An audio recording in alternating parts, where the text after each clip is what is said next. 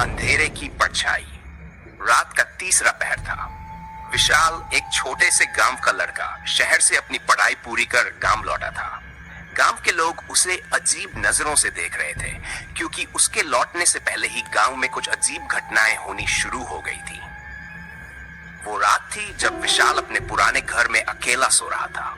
कमरे में हल्की सी रोशनी थी और बाहर सन्नाटा पसरा हुआ था। अचानक उसे लगा जैसे कोई दरवाजे के पास खड़ा हो। उसने धीरे से सिर उठाकर देखा, लेकिन वहां कुछ नहीं था। वो फिर सोने की कोशिश करने लगा, लेकिन तभी अचानक खिड़की पर दस्तक हुई। खिड़की पर कोई हल्की हल्की दस्तक दे रहा था। पहले उसने सोचा कि हवा होगी, पर यह दस्तक लगातार हो रही थी। उसका दिल तेजी से धड़कने लगा। उसने खिड़की के पास जाकर देखा।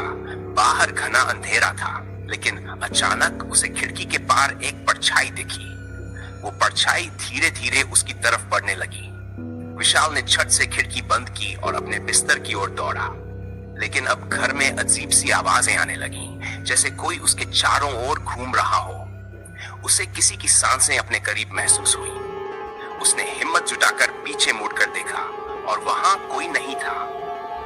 लेकिन तभी एक ठंडी हवा का झोंका कमरे में आया और उसके सामने अचानक एक डरावनी परछाई उभर आई।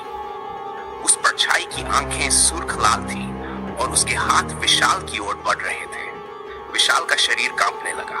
वो जोर से चिल्लाना चाहता था, लेकिन आवाज गले में ही रुक गई।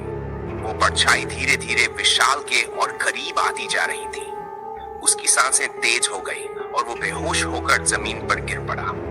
जब सुबह हुई, गांव वालों ने उसे घर के बाहर बेहोश पाया, लेकिन जब वो होश में आया तो उसने कुछ नहीं कहा, बस उसकी आंखों में एक अजीब सा डर था। उस दिन के बाद विशाल ने गांव छोड़ दिया और कभी वापस नहीं लौटा। कहते हैं कि उस घर में आज भी अंधेरे में वो परछाई घूमती है और जो भी वहां रात बिताता है वो कभी दोबारा दिखाई नहीं देता।